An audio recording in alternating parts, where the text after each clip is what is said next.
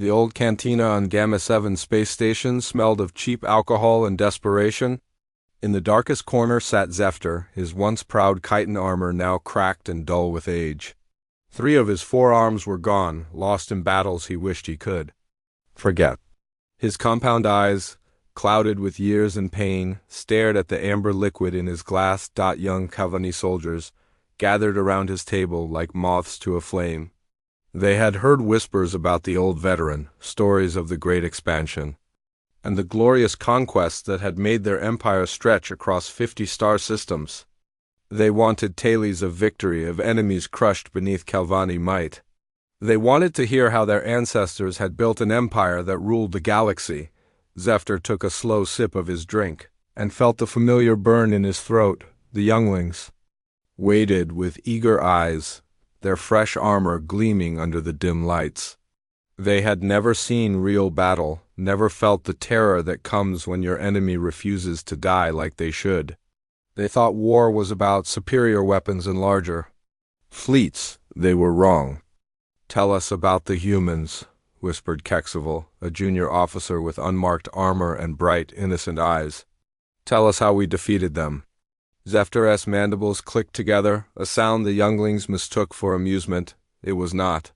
It was the sound of old memories clawing their way to the surface, memories he had spent decades trying to drown in alcohol and silence. "We did not defeat them," Zefter said quietly. His voice carried the weight of 1,000 nightmares. "They taught us what it means to face an enemy who would rather die than surrender." The young soldiers leaned closer. This was not the story they expected to hear. Zefter's remaining hand traced the deep scar that ran across his face, a reminder of humanity's first lesson. It began at the Proxima Relay 23 cycles ago. Admiral Vexel commanded the 7th Fleet, 200 of our finest warships. We had conquered 17 species before the humans. Each one had surrendered when faced with our superior numbers. Each one had chosen survival over pride. He paused, his eyes distant. The humans were different. The cantina seemed to grow quieter, as if the very air was listening to his words. "Our scouts have found their small outpost at Proxima, a single space station with minimal defenses. Standard procedure demanded we offer terms of surrender before beginning bombardment." Admiral Vexel was feeling generous that day. He gave them 1 full rotation to consider their options: join the Kalvani Empire as servants or be destroyed. Zefter took another drink, his hand shaking slightly. The human response came exactly 1 rotation later. A single transmission. From their station commander, a creature called Jake Morrison. The message was only 4 words long. "Come and take it," one of the young soldiers. Vekmar chittered with what might have been laughter. 4 words? That was their surrender? No, Zefter's voice dropped to barely above a whisper. That was their declaration of war? The old veteran stared into his glass, seeing not the amber liquid but the stars of the Proxima system, the way they had looked before everything went wrong. Admiral Vextel was insulted by their arrogance. A single human station against 200 Kalvani warships? It was beyond foolish. It was suicide. He looked up at the young faces around him. The humans sent out 1 ship to meet us. 1. It was small, maybe 1/10 the size of our smallest cruiser. Our sensors detected only 43 life signs. Aboard, 43 humans against 200,000 Kalvani warriors. Kexival leaned forward eagerly. They came to surrender then? Zefter's compound eyes fixed on the young officer. They came to fight. The silence that followed was heavy with disbelief. Captain Morrison's ship, the UHNS Defiance, accelerated directly toward our formation. Not toward our flagship for negotiations, not toward the edge of the system to escape. Directly toward the center of our battle group, engines at maximum burn. Our communications officer tried to hail them, to demand an explanation for this madness. Zefter's voice grew even quieter. They were singing. Vekmar's mandibles clicked in confusion. A human battle song, broadcast on all frequencies. Their voices joined together in harmony as they flew toward certain death. I can still hear it in my dreams, that strange, haunting melody. Later, we learned it was called the Battle Hymn of the Republic. They sang about glory and freedom and dying for something greater than themselves. The old veteran's remaining hand clenched into a fist. Admiral Vexville ordered the fleet to open fire, plasma cannons, particle beams, everything we had. The human ship should have been vaporized instantly. Instead, it kept coming. Its shields failed, its hull began to buckle, but it kept singing and it kept coming. He paused, lost. In the memory, Morrison's ship struck 3 of our heavy cruisers before we understood what was happening. He had turned his vessel into a guided missile, using his crew's lives as ammunition. The impact destroyed all 3 ships instantly, but that was not the worst part. Zefter looked around the table at the young soldiers. The worst part was what happened next. Morrison had calculated the position perfectly. His ship's reactor core breached exactly where it would cause a chain reaction. The explosion spread from ship to ship, fusion reactors overloading in sequence. In 30 seconds, we lost 97 vessels. 97 ships destroyed by 1 human captain who refused to surrender. The cantina had grown completely silent now. Even the bartender had stopped moving, listening to the old warrior's tale. But they were all dead, whispered Kexival. The humans on that ship were all dead, Zefter nodded slowly. Yes, they were all dead. 43 humans had destroyed nearly half our fleet and died doing it. As we tried to rescue survivors from the wreckage, more human ships appeared. Not warships, but civilian vessels converted for battle, freighters with missile pods welded to their hulls, passenger liners with mining lasers attached to their superstructure, even small pleasure craft loaded with explosives. He took another drink, his hand steadier now. Each ship had a crew willing to die. Each captain sang that same battle hymn as they rammed our vessels or detonated themselves among our formations. In 6 hours, the mighty 7th Fleet was reduced to 34 operational ships. Vekmar stared at the old veteran with wide eyes. But surely you retreated? Regrouped? Zefter's laugh was bitter and cold. Admiral Vexville ordered withdrawal, yes. But as we fled the system, Morrison's voice came over the communications again. One final transmission from the wreckage of his ship, somehow still broadcasting. His last words to us were simple. Tell your people that humans do not yield. Tell them we are coming. The young soldiers sat in stunned silence, trying to process what they had heard. Zefter finished his drink and signaled for another. That was our first lesson about humans. They fight not to win territory or resources. They fight to send a message. The message is always the same. We would rather die free than live as slaves. He looked at each of the young faces around him. That was only the beginning. Morrison and his crew were not unusual among their species. They were typical. Every human we encountered after Proxima fought with the same desperate courage, the same willingness to die rather than surrender. The old veteran's voice dropped to barely a whisper, and that is why we lost the war. The amber liquid in Zefter's glass caught the dim light as he stared into its depths. The young soldiers around him had grown quiet after hearing about Proxima Relay, their eager faces now marked with uncertainty. They had expected tales of Kalvani glory, not stories of human madness and sacrifice. But Zefter was not finished with his lessons about humanity's true nature. After Proxima, the High Command thought Morrison was an exception, Zefter continued, his voice barely above a whisper. They believed that one insane human captain did not represent his entire species. They were wrong about that too. He lifted his glass with his remaining hand and took a slow sip. The burn in his throat was familiar now, almost comforting. It helped numb the memories that never truly faded. 6 months after Proxima, I was assigned to General Thakver's ground forces.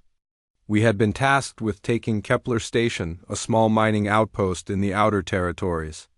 Intelligence reported 300 human civilians and 50 security personnel.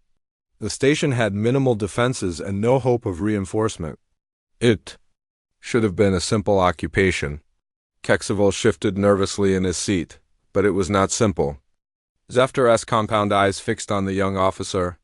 Nothing involving humans was ever simple. The old veteran set down his glass and traced the deep scars on his remaining arm with one claw. Each mark told a story he wished he could forget. General. Thakver deployed 8,000 troops to surround Kepler Station. We had heavy armor, plasma artillery, and air support. Against 350 humans with mining equipment and personal weapons, it should have been over in hours. The cantina around them seemed to fade away as Zefter's voice took on the distant quality of someone reliving a nightmare. The human commander was Lieutenant Colonel Amy Brooks. We intercepted her first transmission to her people after we issued our surrender demand. She did not speak of hopeless odds or inevitable defeat. Instead, she told them about something called the Alamo, a battle from their ancient history where humans chose to die rather than surrender. She said they would make Kepler Station humanity's Alamo among the stars. Thekmor clicked his mandibles impatiently. Ancient history would not stop plasma cannons. Zefter's laugh was cold and bitter. You still do not understand. Humans do not fight with weapons alone. They fight with ideas, with stories, with the ghosts of their ancestors whispering in their ears. Brooks turned that mining station into something more than metal and rock. She turned it into a symbol. The old warrior's voice grew quieter as the memories became more vivid. The siege began on the first day of the 7th month. General Thakver ordered a standard assault, expecting the humans to surrender once they saw our overwhelming numbers. Instead, Brooks had prepared surprises for us. Zefter closed his eyes, seeing again the twisted corridors of Kepler Station, feeling the fear that had gripped his heart as they advanced through those metal tunnels. She had turned every corridor into a killing field. Mining charges hidden in the walls would detonate when we passed, bringing down tons of rock and metal on our assault teams. The humans had rigged the station's systems to work against us, flooding sections with poisonous gas or superheated steam when we broke through their defenses. He opened his eyes and looked at the young soldiers. But the worst part was not the traps or the explosions. It was the laughter. Laughter? Kexival whispered. Brooks had connected the station's communication system to speakers throughout the facility. As we fought through her defenses, she would broadcast recordings of human laughter, children playing music from their homeworld. The sounds echoed through the corridors as we died, as if the humans were mocking our efforts. Zefter took another drink, his hand shaking slightly. Later we learned she was not mocking us. She was reminding her people what they were fighting for. Every laugh, every song, every sound of normal life was a reason to keep fighting, to never surrender. The silence in the cantina was broken only by the distant hum of the station's life support systems. The siege continued for 3 months. 3 months of brutal fighting in those narrow corridors, with humans turning every piece of mining equipment into a weapon. They used industrial lasers to cut through our armor, explosive charges to collapse tunnels on our advancing troops, even the station's gravity generators to disorient our forces. Zefter's remaining hand clenched into a fist. Brooks herself seemed to be everywhere at once. Our sensors would detect her in one section, but when we arrived, she would be gone. Leaving only booby traps and recorded messages, she knew every tunnel, every maintenance shaft, every hidden passage in that station. He looked up at Thekmor. Do you know what psychological warfare is, youngling? The young soldier shook his head. It is when your enemy attacks your mind as well as your body. Brooks was a master of it. She would leave messages for us, speaking perfect Kalvani, telling us about our families back home, asking if we thought they were proud of what we were doing. She knew our names, our histories, the names of our offspring.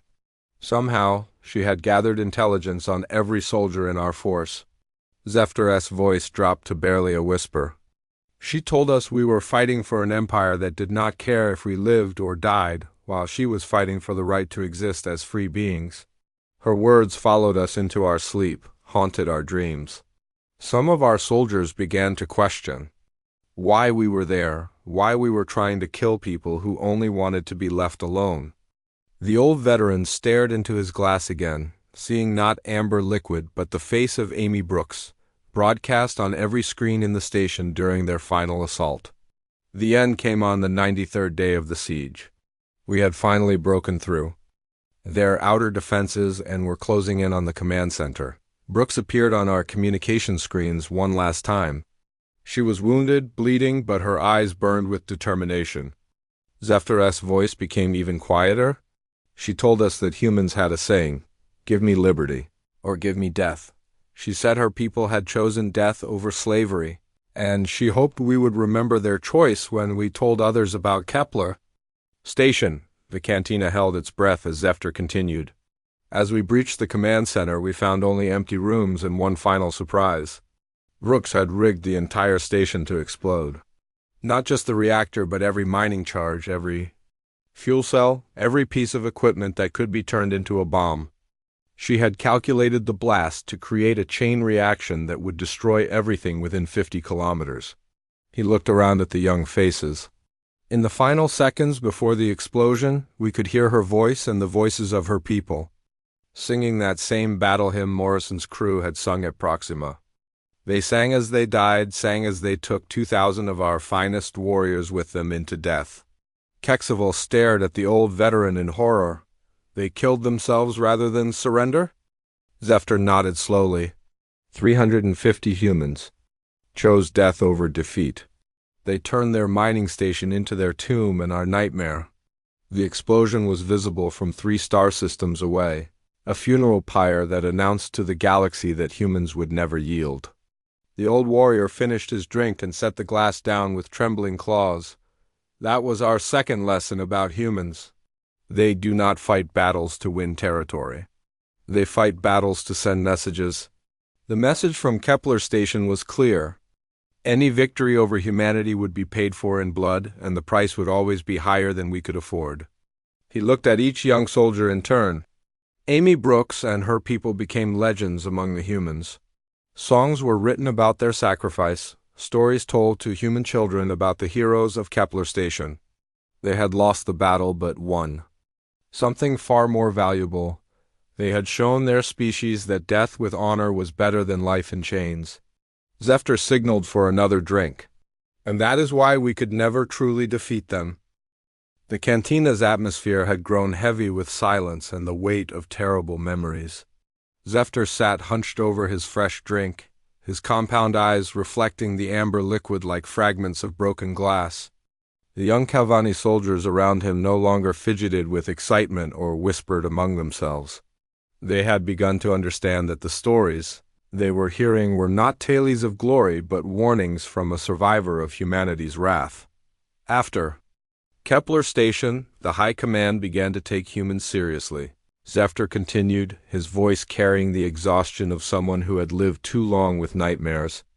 They realized that every human outpost would become another Kepler, another funeral pyre that would cost us thousands of warriors. So they changed tactics. He took a slow sip of his drink, feeling the familiar burn that never quite numbed the pain in his memories. Fleet Admiral Korthval proposed a new strategy.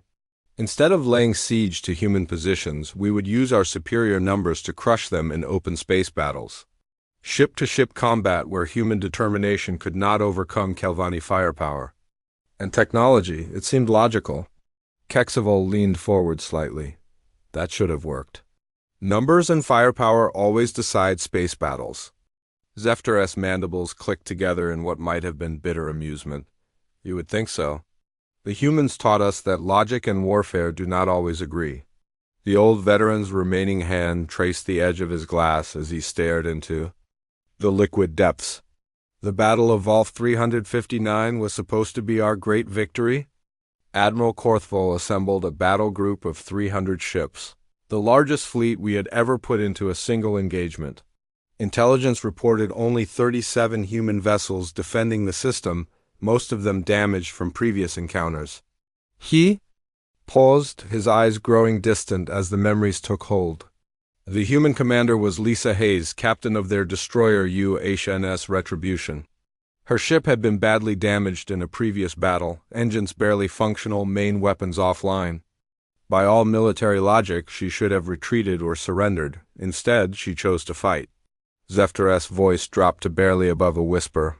Hayes broadcast a message to our fleet as we entered the system. She did not threaten us or demand our withdrawal. Instead, she spoke to her own people, to the crews of the other human ships. She talked about something called the American way, about never giving up even when victory seemed impossible. The cantina seemed to hold its breath as the old warrior continued his tale. She told her crews that they were not fighting for territory or resources. They were fighting for the right of their children to grow up free, for the right to explore the stars without bowing to alien masters. Her voice was calm, steady, as if she were discussing the weather instead of facing certain death against impossible odds. Zefter took another drink, his hand steadier now as the alcohol began to work its familiar magic. The battle began at 0800 ship time. Our formation was perfect, a standard engagement pattern that had served us well against 17 other species. The humans scattered like leaves in a storm, their damaged ships limping away from our advance. Admiral Korthvol was pleased. It looked like they were finally showing sense, finally running from superior force. He looked up at the young soldiers around him. We were wrong. They were not running, they were positioning themselves. The silence stretched as Zefter gathered his thoughts, his memories painting pictures of fire and death in the darkness of space. Hayes had used the system's asteroid belt and the gravity well of the gas giant Titan to hide her true intentions. As our fleet advanced in pursuit of the fleeing human ships, we found ourselves scattered across a wide area, our formation broken by our own eagerness for victory. His compound eyes fixed on Neckmore. That is when Hayes sprung her trap. The human ships that had seemed to be fleeing suddenly turned and attacked our flanks, while Hayes brought the retribution around Titan's shadow like an ancient sailing ship using the wind. Zefter's voice grew quieter as the memory became more vivid. The retribution was dying. We could see the hull breaches, the atmosphere venting into space, the secondary explosions as her systems failed one by one. But Hayes kept coming. She had used Titan's gravity well to accelerate her crippled ship to incredible velocity, turning her destroyer into a massive kinetic weapon. He closed his eyes, seeing again the impossible sight of a human warship streaking through space like a comet trailing debris and fire. Our weapons concentrated on the retribution, trying to destroy her before she could reach our flagship. Plasma cannons tore great wounds in her hull. Particle beams sliced through her armor, but she kept coming. Hayes never deviated from her course, never tried to evade our fire. The old veteran opened his eyes and looked directly at Kexival. You know what her final transmission was, youngling? The young soldier shook his head, unable to speak. She was not screaming or cursing her fate. She was counting down the seconds to impact for her crew, her voice steady and calm. 10 seconds. To contact, remember we do this for Earth, 9 seconds. 8 seconds. Tell them we were here. 7 seconds. 6, 5, 4, 3, 2, 1. Zefter's voice broke slightly on the final word. The retribution struck Admiral Korthvol's flagship at 17% the speed of light. The explosion was like watching a star being born. The blast wave destroyed not just the flagship but 7 other capital ships in the formation.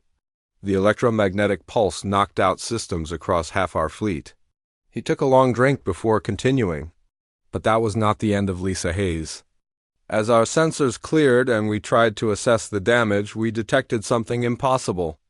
A transmission was still broadcasting from the wreckage of the Retribution, somehow still powered by the dying ship's emergency systems. The cantina had grown so quiet that the hum of the life support system seemed loud. Hayes' voice came through, the static weak but clear. She was not dead yet, though her ship was scattered across 1,000 kilometers of space. Her final words were simple. This is Commander Lisa Hayes of the UHNS Retribution. We came, we saw. We fought. Remember us? Zefter's mandibles clicked together as he fought back emotions that even decades could not fully bury. The psychological impact was devastating. Our fleet had been cut in half, but worse than the material losses was what Hayes had done to our warriors' minds. The humans began calling her ship the ghost of Titan's shadow, and the name spread terror through our ranks. He looked around at the young faces, seeing his own fear reflected in their eyes. Stories spread that human vessels became more dangerous after taking fatal damage, that dying human captains could reach across space to destroy their enemies. It was nonsense, but fear does not listen to logic. Our crews began to hesitate when, engaging damaged human ships, afraid that every crippled vessel might become another retribution. Zephyr finished his drink and signaled for another. Hayes had done more than destroy ships. She had destroyed our confidence, our sense of inevitable victory. Every battle after Vol 359 was fought in the shadow of her sacrifice. He stared into his fresh drink, seeing Lisa Hayes' face in the amber depths. The humans turned her into a legend. Songs were written about her final charge. Stories told in their academies about the captain who turned defeat into victory through sheer force of will. Her name became a battle cry for human forces across the galaxy. The old veteran looked up at the young soldiers one more time. That was our third lesson about humans. They do not simply fight and die. They fight and die in ways that inspire others to fight harder, to never give up, to always remember that freedom is worth any price. His voice dropped to barely a whisper. And that is why we learn to fear the sound of human laughter in our dreams. The amber liquid in Zephyr's glass had grown warm while he spoke of Lisa Hayes and her final charge. Around him, the young Calvani soldiers sat in stunned silence, their bright armor and eager faces now seeming like artifacts from a more innocent time. They had come seeking stories of conquest and glory, but instead they were learning the price of underestimating an enemy who refused to accept defeat. Zephyr stared at his reflection in the glass, seeing not his scarred face but the dense green canopy of Vega Prime, where he had learned humanity's most terrifying lesson of all. Some humans were not content to simply die heroically for their cause. Some humans lived to make their enemies wish they had never been born. After Vol 359, the High Command grew desperate. Zephyr continued, his voice carrying the weight of old nightmares. Every engagement with human forces cost us ships, crews, and most importantly, morale. The humans were not winning the war in any traditional sense, but they were making victory too expensive for us to afford. He lifted his glass with his remaining hand and took a careful sip. The alcohol no longer burned as it went down. Nothing could burn worse than the memories he carried. General Vauxhall proposed a new strategy. We would bypass human fleet concentrations and strike directly at their colonies.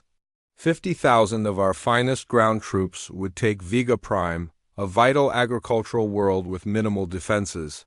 Intelligence reported only 3,000 human marines stationed there, scattered across the planet's surface. Kexival shifted uncomfortably in his seat. After hearing about Morrison, Brooks, and Hayes, the young soldier was beginning to understand that human numbers meant nothing when it came to their capacity for making life hell for their enemies. The human ground commander was Colonel Rick Hoffman, Zephyr said, and even speaking the name seemed to cause him physical pain. Our intelligence files described him as a standard infantry officer, competent but unremarkable. We expected a conventional defense, fortified positions that we could overwhelm with superior firepower and numbers. The old veteran's compound eyes grew distant as the memories took hold. Vega Prime was covered in dense jungle, a green hell of twisted vines, and towering trees that blocked sensors and made air support nearly useless. General Vauxhall was confident that our superior technology would overcome any terrain difficulties. He divided our forces into 5 columns and began a systematic sweep of the planet's surface. Zephyr's mandibles clicked together in a rhythm that the young soldiers had learned to recognize as a sign of deep distress. Hoffman had other plans for us. Instead of concentrating his Marines in defensive positions, he scattered them throughout the jungle in small units. What followed was 6 months of fighting unlike anything we had ever experienced. The cantina around them seemed to fade away as Zephyr's voice took on the quality of someone reliving a waking nightmare. The attacks began on our second-day planet side. Not massive assaults or dramatic charges, but small, vicious strikes that came from nowhere and disappeared back into the green hell.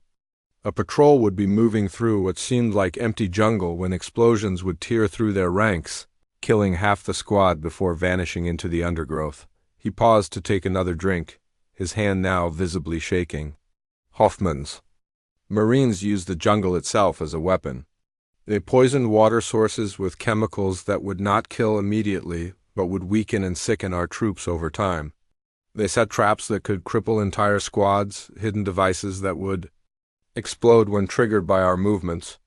Zefter's voice dropped to barely above a whisper.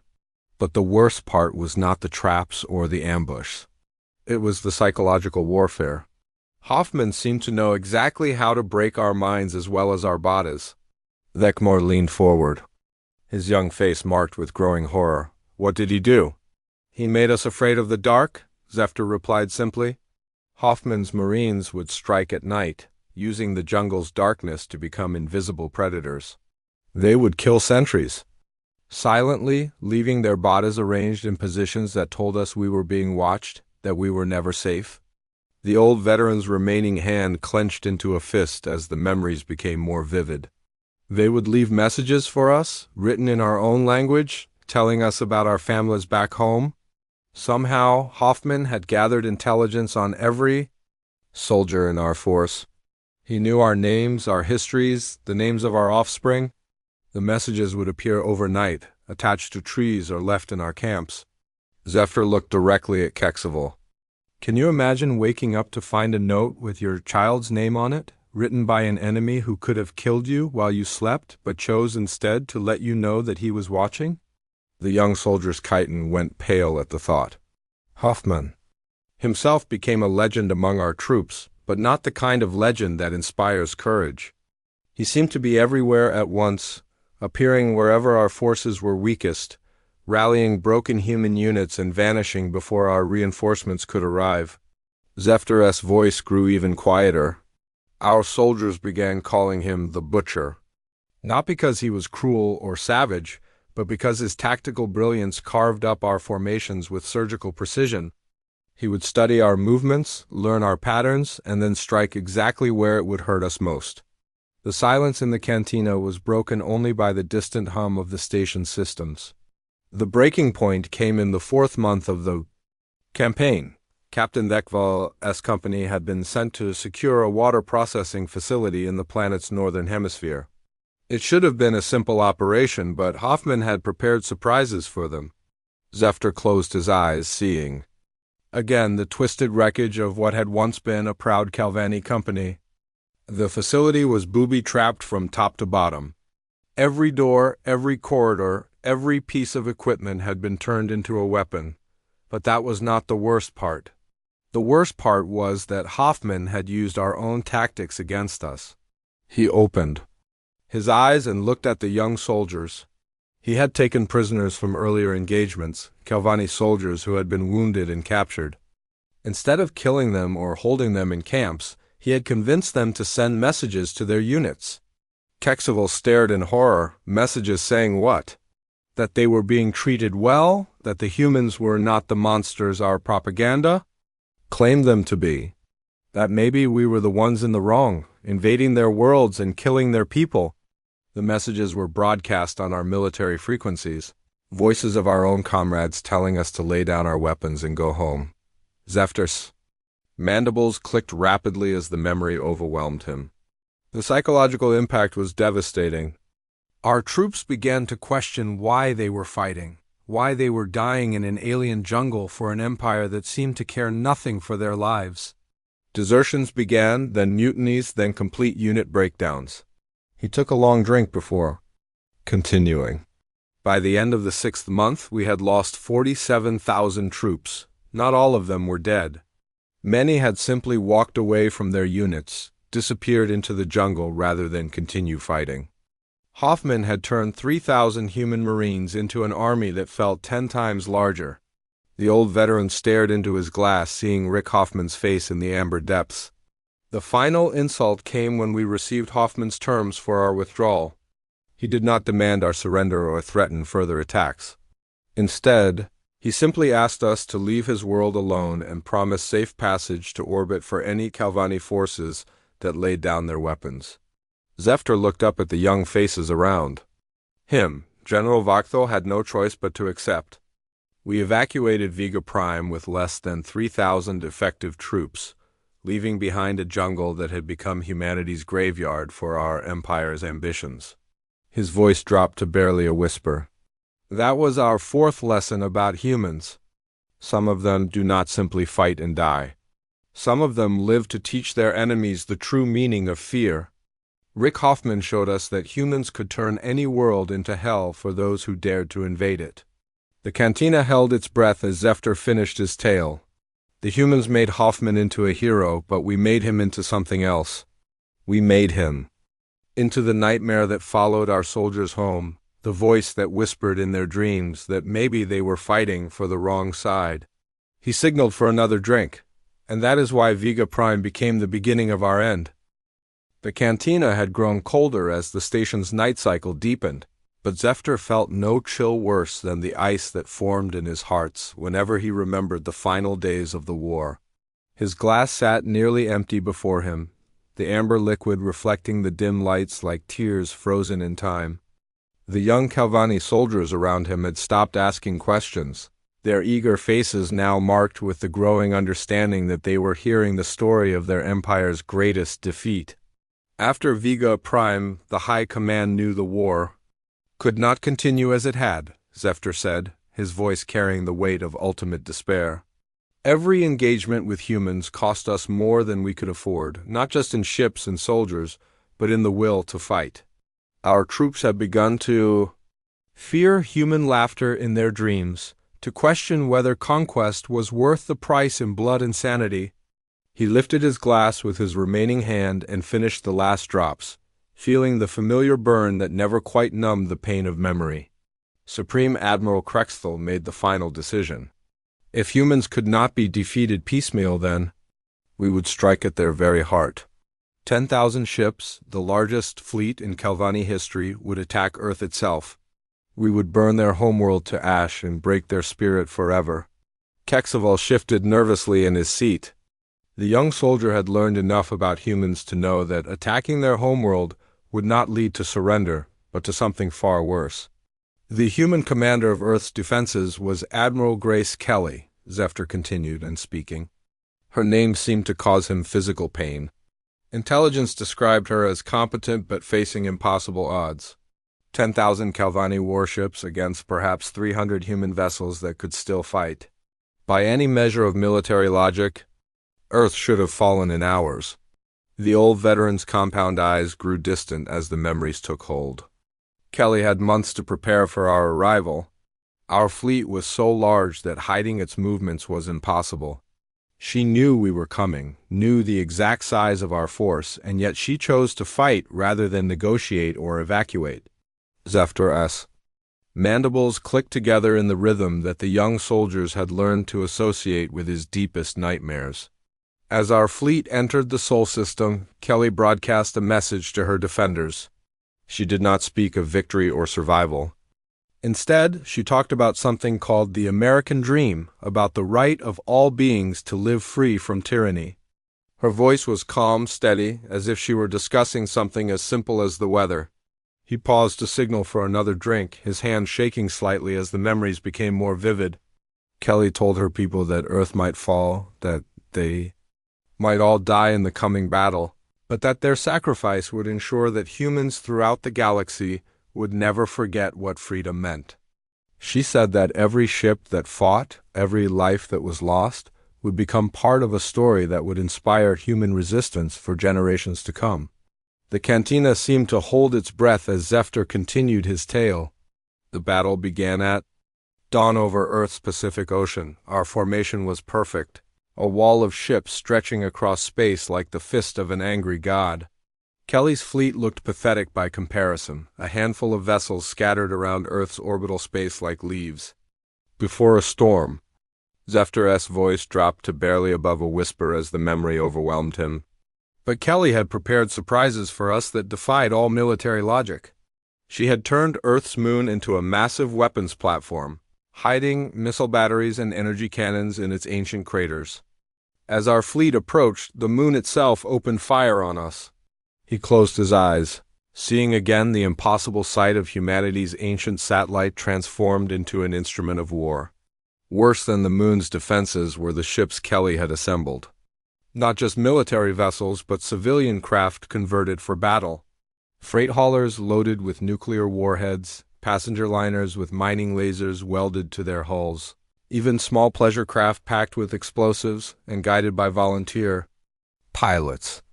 The old veteran opened his eyes and looked directly at Thekmar. "Do you understand what that means, youngling?"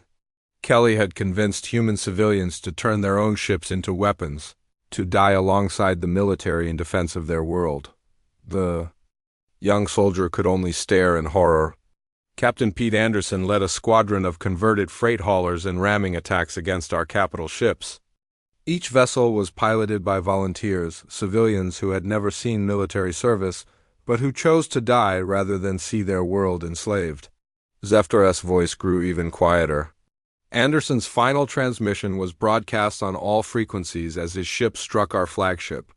He was not screaming or cursing his fate. He was singing that same battle hymn we had heard at Proxima, his voice joined by the voices of his volunteer crew as they died. The silence in the cantina was broken only by the distant hum of life support. Systems. The battle lasted 18 hours. 18 hours of fighting unlike anything we had ever experienced.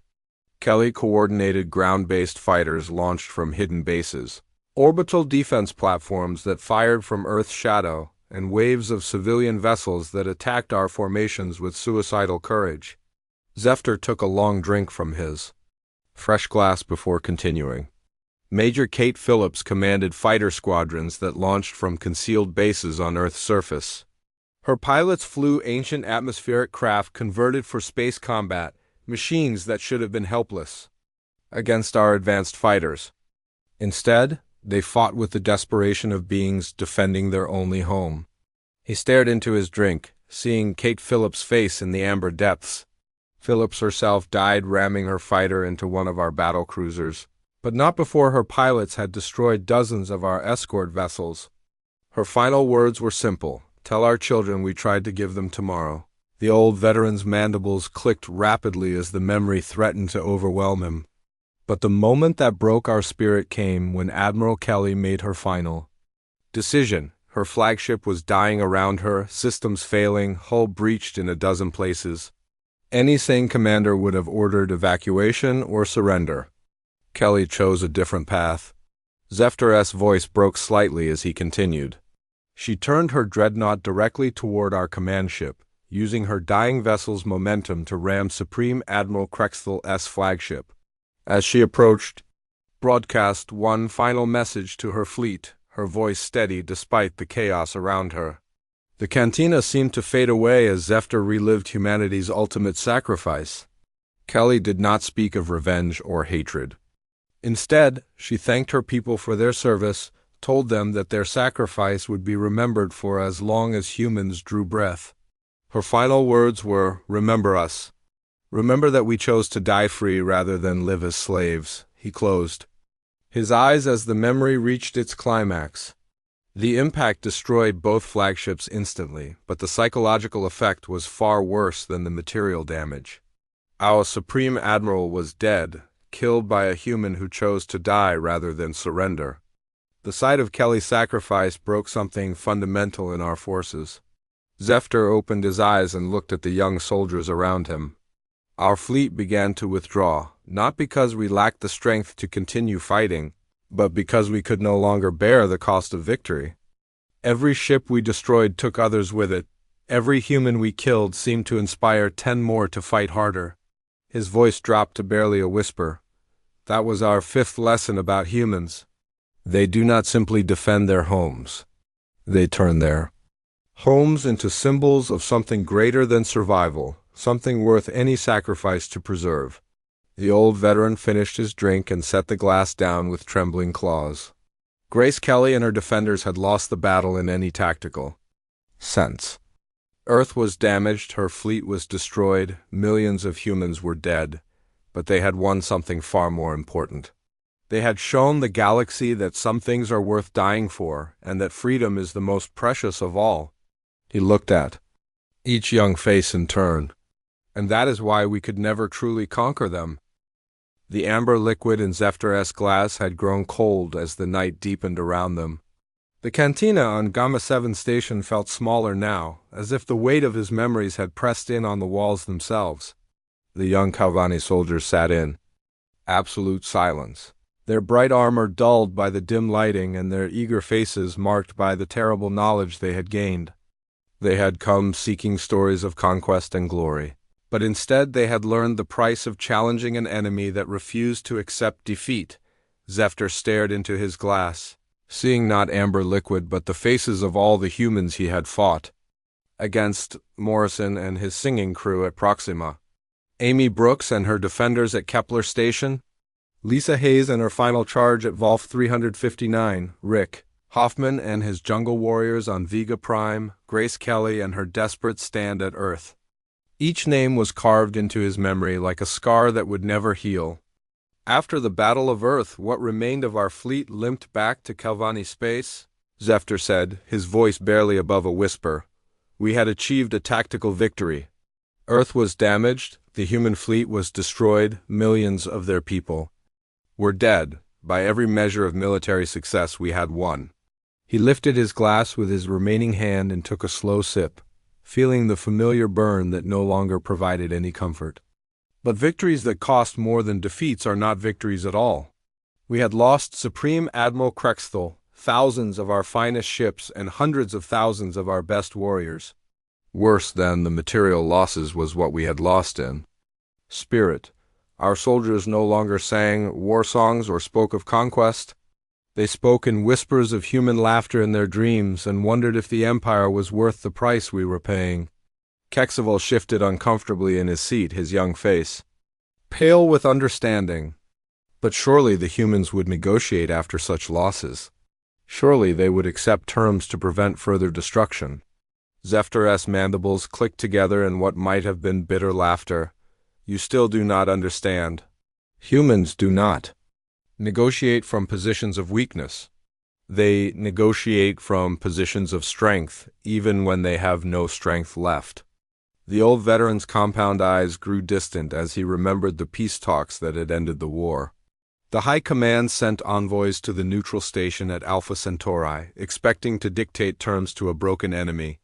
Instead, they found themselves facing Susan Moore, a human diplomat who spoke with the calm certainty of someone who held all the advantages. Zephyr-S voice took on the quality of someone reliving a particularly vivid nightmare. Moore sat across from our greatest military leaders and political officials as if she were discussing trade agreements rather than the fate of two civilizations. She did not plead for mercy or offer tributes. Instead, she calmly explained why the war would end on humanity's terms. He paused to take another drink, his hands steadier now as the memory became clearer. She told our envoys that Earth's destruction had achieved something the High Command had never intended. It had created martyrs. Grace Kelly and her defenders had become symbols that inspired human resistance throughout the galaxy. Every human colony, every outpost, every ship now fought with the knowledge that their sacrifice would be remembered and honored. The cantina seemed to grow quieter as Zephyr continued. Moore explained that humans had learned something valuable from our attacks. They had learned that the Calvani Empire could be beaten, that our ships could be destroyed, that our soldiers could be broken. Most importantly, they had learned that we feared them more than they feared us. Thicmer leaned forward, his young eyes wide with confusion. But how could they think they had won? Their fleet was destroyed, their homeworld was in ruins? Zephyr-S remaining hand clenched into a fist as the memory became more painful. Because Susan Moore understood something that our military leaders never grasped. Humans do not measure victory in ships destroyed or territory conquered. They measure victory in the preservation of their right to exist as free beings. As long as any human lived who remembered Grace Kelly's sacrifice, the war was not over. The old veteran's voice dropped to barely above a whisper. Moore told our envoys that the choice was simple. The Calvani Empire could withdraw from human space and seek peace, or they could continue the war and face the consequences. She made it clear that humans would never stop fighting, never stop advancing, never accept subjugation. Every battle we won would cost us more than we could afford, and every victory would create new human heroes to inspire further resistance. Zephyr closed his eyes, seeing again Susan Moore's calm face as she delivered humanity's ultimatum. She said that humans had a saying, "Don't tread on me." It meant that any species that tried to enslave or destroy humanity would face resistance until the last human drew breath. There would be no surrender, no negotiation, no acceptance of defeat. Only endless war until freedom was restored or every human was dead.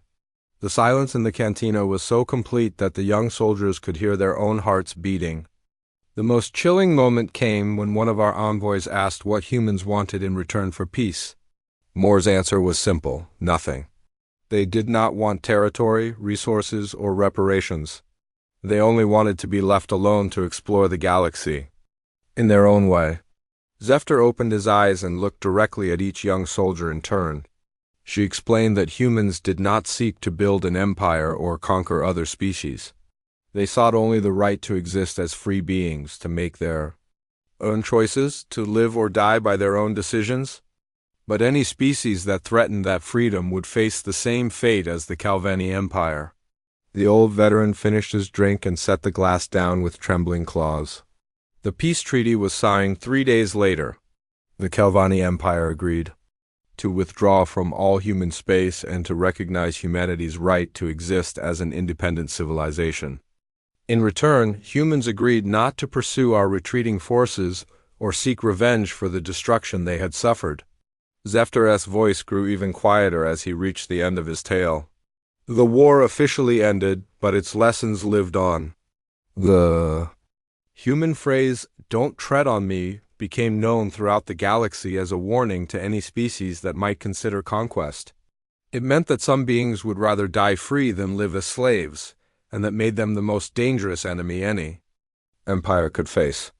He looked around the cantina, seeing not just the young soldiers, but the shadows of all the warriors who had not returned from humanity's wars. I have spent 23 years trying to forget the faces of the humans I fought against. Morrison, singing as he died, Brooks laughing as her station exploded. Hayes counting down her final seconds. Hoffman vanishing into his green hell. Kelly choosing death over surrender. Each one of them became a legend among their people, a story told to inspire others to fight harder. Zephyr's mandibles clicked together one final time. That is why we lost the war, younglings. Not because our ships were inferior or our soldiers were cowardly, but because we never understood what we were truly fighting. We thought we were conquering territory and resources. In reality, we were fighting an idea, the idea that freedom is worth any price. The old veteran stood slowly, his scarred body creaking with age and old wounds. Humans taught us that some battles cannot be won through superior firepower or greater numbers. Some battles can only be won by breaking an enemy's will to fight. But how do you break the will of an enemy who has already chosen death over surrender? He looked at the young soldiers one last time. You cannot. And that is why humans remain free while the Calvani Empire grows smaller with each passing year.